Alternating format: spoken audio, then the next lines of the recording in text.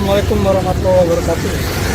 Para petani maju Indonesia, saat ini kita ada di pertanaman jagung, khususnya adalah di daerah Kinali, Kabupaten Pasaman Barat, di mana kita melihat beberapa tanaman yang sudah memasuki peralihan dari fase vegetatif ke fase generatif. Dan kita lihat semua tanamannya itu tumbuhnya lancar dan juga bagus, career bukannya sudah terjadi dengan bagus. Dalam kesempatan ini, kita akan coba memperlihatkan betapa besarnya pengaruh indukan jantan dan pengaruh indukan betina atau yang disebut dengan tetua jantan dan tetua betina terhadap performan keturunannya, fenotipe, baik secara kasat mata maupun secara gen atau penurunan sifat. Hal ini membuktikan bahwa dalam proses pembuatan tetua membutuhkan seleksi dan penetapan yang tetap dan tepat untuk memperlihatkan hasil yang tinggi sesuai dengan performance dan produksi hasil yang tinggi sesuai dengan keinginan dari para end user atau petani pemakai yang mengharapkan hasilnya lebih tinggi daripada yang biasa mereka lakukan.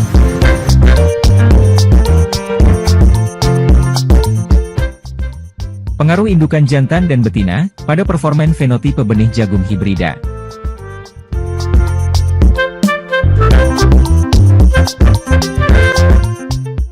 Saat ini, pemuliaan tanaman terus berkembang, sejalan dengan perkembangan dunia pertanian.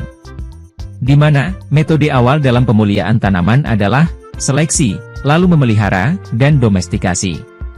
Pada dasarnya, metode seleksi adalah memilih dalam di setiap tahapan program pemuliaan, seperti memilih plasma nutfah, memilih metode pemuliaan yang digunakan, memilih genotipe yang diuji, memilih metode pengujian yang tepat, dan memilih galur yang dilepas sebagai varietas. Sehingga akhirnya pemuliaan tanaman dapat didefinisikan sebagai suatu metode yang sistematis yang bertujuan untuk merakit suatu genetik tanaman, agar mendapatkan sifat yang diinginkan pada suatu tanaman.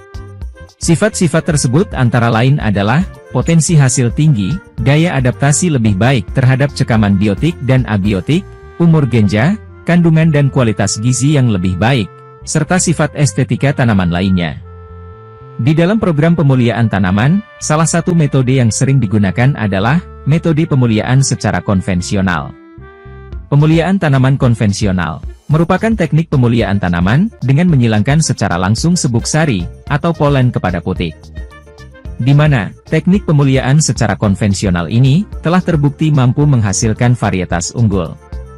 Akan tetapi, pemuliaan konvensional memiliki keterbatasan karena kegiatan seleksi hanya didasarkan pada pengamatan fenotipe tanpa pertimbangan untuk pengamatan genotipe. Pengamatan hasil persilangan dalam program pemuliaan tanaman dibagi menjadi dua, yaitu A. Sifat kualitatif dan B. Sifat kuantitatif. Sifat kualitatif merupakan karakter pada tanaman, yang pengamatannya secara visual. Seperti, warna bunga, tipe daun, bentuk batang, letak tongkol dan tekstur biji. Sedangkan sifat kuantitatif merupakan karakter pada tanaman, yang pengamatannya memerlukan pengukuran. Misalnya, produksi, jumlah daun, jumlah tongkol, tinggi tanaman, dan lainnya. Faktor pemilihan tetua jantan dan betina pada program pemuliaan tanaman dapat menentukan pola penurunan sifat suatu tanaman. Hal ini dikarenakan masing-masing tetua memiliki gen yang berbeda, dan terdapat gen pengendali yang menentukan sifat kualitatif atau kuantitatif yang diinginkan. Penurunan sifat suatu tanaman dilihat pada gen yang berada pada tetua jantan, yaitu pada kromosom, atau gen yang berada pada inti sel. Selain gen yang berada di inti, terdapat sejumlah gen yang di luar inti, yang berada pada tetua betina. Di mana gen ini memiliki kemampuan untuk mengendalikan penurunan sifat suatu tanaman. Penurunan sifat di luar inti sel ini, dikenal sebagai penurunan sifat sitoplasmik, atau pengaruh tetua betina, yang disebut juga sebagai efek maternal. Penurunan sifat sitoplasmik ini tidak mengikuti pola hukum Mendel. Sebab volume gamet betina lebih besar daripada volume gamet jantan, dan pada umumnya gen pada gamet betina banyak terdapat pada sitoplasma, mitokondria dan plastida. Secara umum, bisa digambarkan sebagai berikut. Tetua betina memberikan sumbangan gen lebih besar kepada keturunannya daripada tetua jantan, sehingga sifat keturunannya dominan memiliki sifat dari tetua betina. Apabila gen terangkai pada kromosom X, maka persilangan resiproknya juga menghasilkan keturunan berlainan karena adanya pengaruh pewarisan bersilang. Artinya ada fenomena, sifat tetua betina diwariskan pada keturunan jantannya, dan sifat tetua jantan diwariskan kepada keturunan betinanya. Beberapa penelitian menyatakan bahwa pengaruh gen yang ada di luar inti, penurunan sitoplasmik, mampu mengendalikan penurunan sifat suatu tanaman. Hal tersebut dapat terjadi karena gen yang terdapat di